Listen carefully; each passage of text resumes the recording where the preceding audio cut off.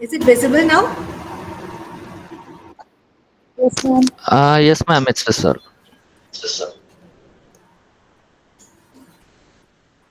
So, copyright. So, I'm extremely sorry for that technical glitch.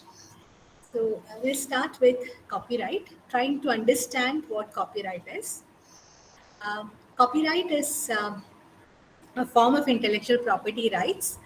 I'm sure yesterday you had an interface with patent and filing of patents, and Safixa had entrusted a class in that. So today we are just dealing with copyright, trademarks, and industrial designs. So, what is a copyright? It is a form of intellectual property rights, and it is a form of property, and it is just like the immobile property that we are familiar with, just like our car or our computer. Copyright is also a form of property, though it is intangible. Now, why are we so bothered about copyright? That is that is the first question that we have to be concerned about. Why are we so bothered about copyright? So when we buy a new laptop or when we buy a new computer, we are so particular that we don't use the pirated versions of the software. And now almost all the laptop have versions in it. So we are afraid that, and again, when you're watching a film, across in a theater, and capture the picture and share it. That someone is probably you will end up in jail, or you are infringing some person's rights, because actually it is a property, and when you try to interfere in some other person's property, just like a stranger comes to your house and he enters your house and starts living with you, will you tolerate that? Or a person barges into your property, maybe it's 5 cents or 10 cents, he barges into the property and suddenly say, so this is what actually happens. So you are trying to interfere in some other person's property, and when you try to interfere, you have a subtle feeling in your mind that you are not doing the right thing. So what is actually the purpose of copyright? Now, copyright, the basic purpose of any intellectual property with particular reference to copyright is that it is to promote the progress of science and the useful arts. So, for example, when you invent a product, because you just heard a session on patents, when you invent new products, that is how the society progresses across. So when more and more new products are there, the society moves ahead. So it gains from that particular the new products that we have made or the innovations in that particular product. The life is so easy. It is made easy by the innovators and inventors. Now here also, when you have a lot of books coming into the society, when newer arts forms are coming to the society, when new films are there, when pictures are being painted, when films are being taken, when poems are being written, you find that the society, the informations in the society increases. There is dissemination of informations, and also the knowledge to the people try to understand more and more about the writings and discoveries. So actually we need to protect the property, because only when you protect the property, whether it is patents or copyrights, what happens is that people come forward with their newer forms of writings and discoveries. So if you don't give credit to the work, what happens is that or if you don't, if the society doesn't protect the copyrighted works, what happens is that there is no surety that, look, I write a book, and then if some other person uh, publishes same book after deleting my name and the characters of that particular book, then what is the assurance that I have? Because I have just spent a lot of days in thinking over that particular plot and then writing down the story or pen or the poem, or whatever it is, or the reference book, whether it is in the medicine or in law or in your management faculty. So I've spent a lot of money and time, and if suddenly I've published it, and I find that some other person has just cleverly deleted my name and then substituted his or her name instead of mine, and then just introduce a little bit of changes here and there, you feel so awkward, isn't it? So this is exactly the whole purpose of copyright. And in India, we have a law that says that Copyright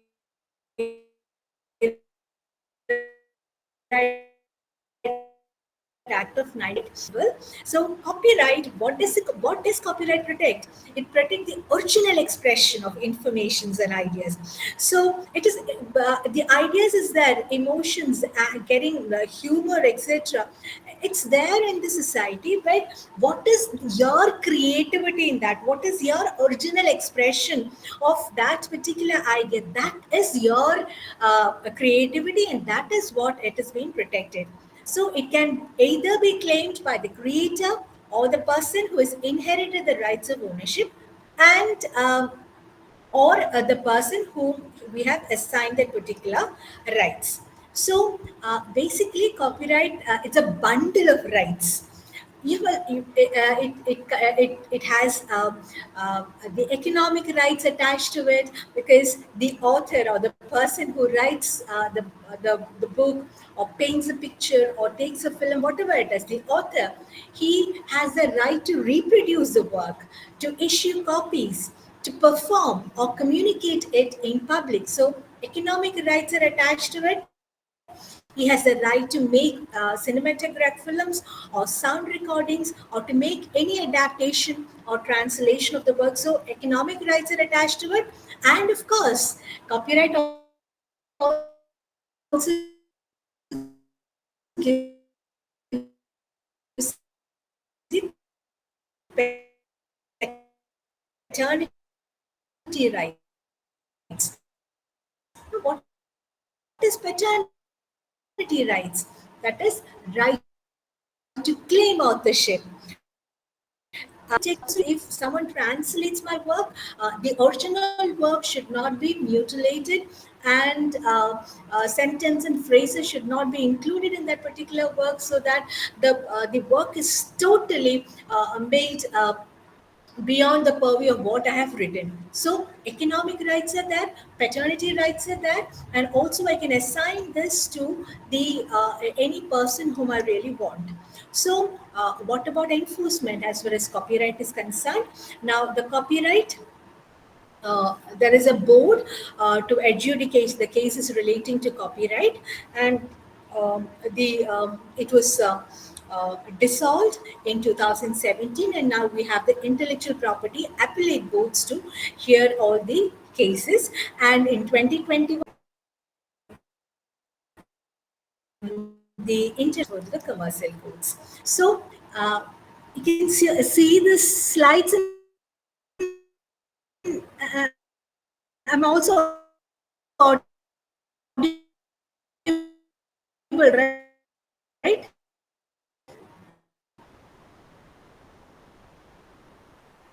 Yes, ma'am. Okay, as copyright is concerned, the basic requirement is originality. The spark, a small spark of creativity is there in your mind, and creativity will lead uh, uh, the book or the new musical,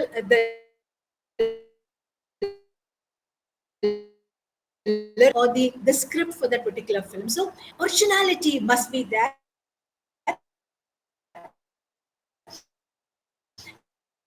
and that spark of creativity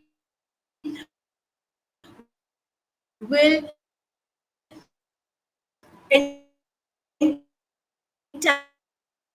and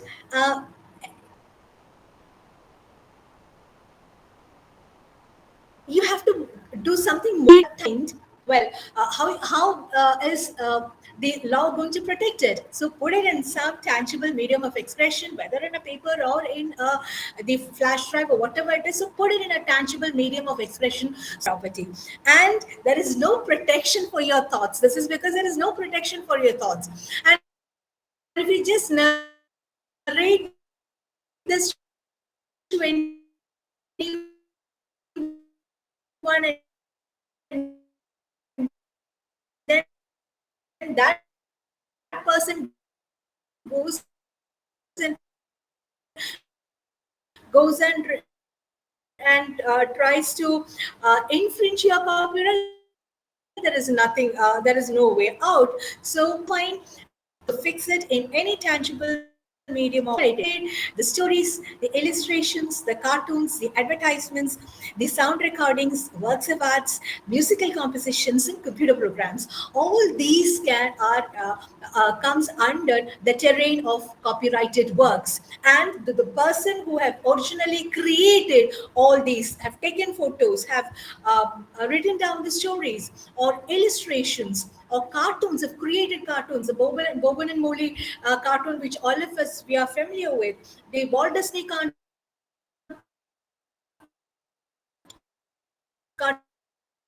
and all these can be copyrighted. Now, what cannot be copyrighted? Now, as I told you, it is the expression of the ideas that is being copyrighted. So ideas cannot be copyrighted. Facts, procedures, concepts, titles, ingredients, slogans, these cannot be copyrighted. So now you can just go home and think whether an idea for a TV show can be copyrighted, then whether the words just do it can be copyrighted, and a list of ingredients of your famous biryani recipe, whether it is copyrighted. So just think whether it can be copyrighted or not.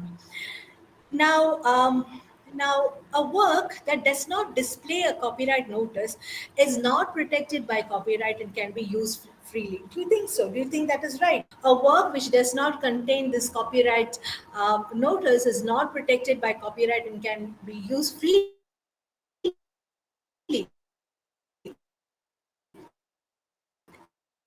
Is it true or is it false?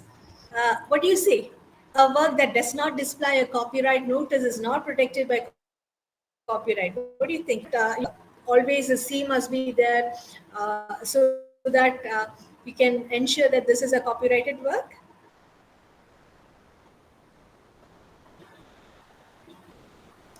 Uh, well, uh, I have not received any answers.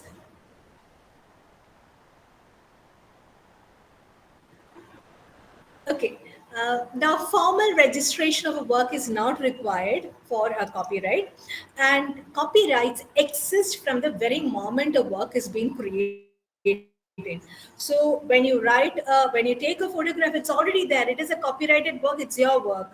It is your property. So there is nothing created. And how long does a copyright exist? Actually, in case of original, literary, dramatic, musical, artistic work, the time period of copyright in India is 60 years in addition to the author's lifespan. So, my lifespan plus 60 years. If you have contributed any literary or dramatic or musical works, so 60 years, 60 years in addition to my lifespan. Now, if there are multiple authors, the term is 60 years post the death of the last author. Now, for cinematograph films, what is the term of copyright? What is the term of copyright for sound recordings, photographs, then posthumous publications, anonymous and pseudonymous publications, works of the government? So, copyright subsists for a period of 60 years from the year of publication. And in case of unpublished cinematograph films, photographs, and computer programs, the copyright subsists for 60 years from the date in which the original work is being created. Now, the copyright for sound recording, it is valid for 60 years from the end of the year in which that sound recording is published for the first time. And broadcast reproduction rights are valid for 25 years from the year of broadcasting. And performers' rights last for 50 years. And the most important question, who owns a copyright? G- Generally, the creator of the work owns a copyright. Now, but there are exceptions, because when there is an agreement between the employee, when there is a formal employer relation, then there is an exception.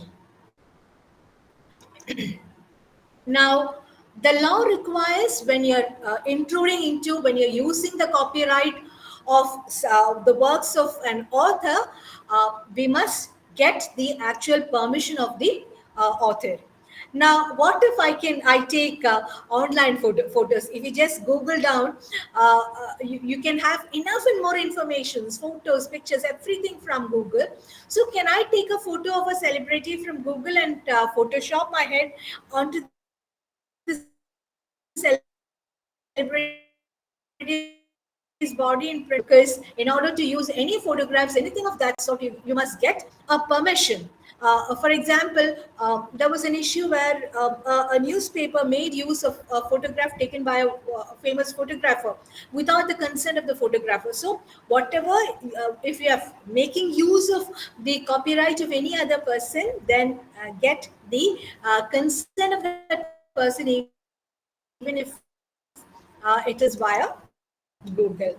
And again, be very careful when we play with technology, because when you copy down photos or whatever that is available while you Google down, what happens is that be very careful of the digital watermarks embedded within an image and auto-generate images. So be very careful and always get the permission. That is really nice. And the purchasing copyright licenses. And again, I'm sure the young students are very much in favor of Instagram. And in Instagram, the user retains rights to photos and content. So it grants the Instagram all the rights of an original owner of the content.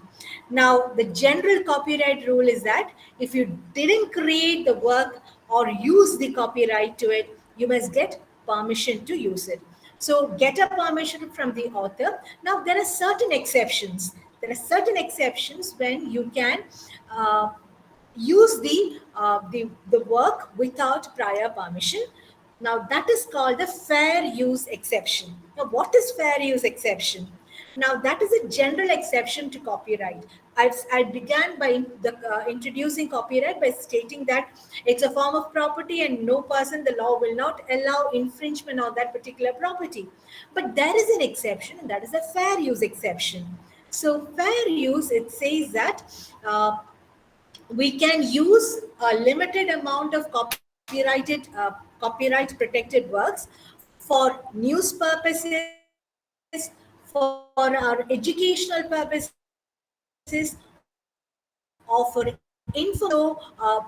Especially this is useful for the research scholars, the researchers, the academic, and for academic purposes. Now, in order to determine whether this it comes within the fair use purpose, we have to look into the character and the purpose of the usage, the nature of the copyrighted work, how much of the original work is being used, and the effect of the use on the potential market value of the original work. Now, there is a famous case as far as this issue is concerned, because in Delhi University, the teachers used to supply the course packs to the students. They used to get the course packs.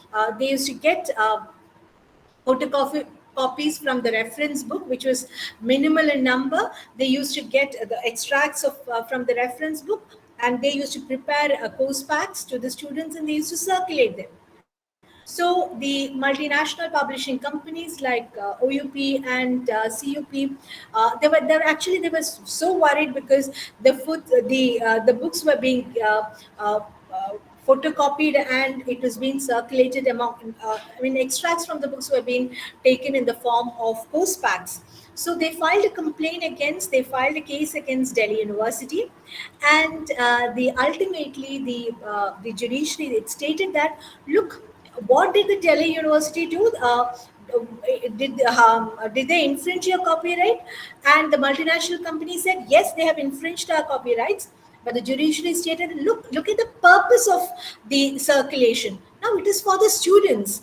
And university, a public university, is supposed to circulate information to the students. So the judiciary stated that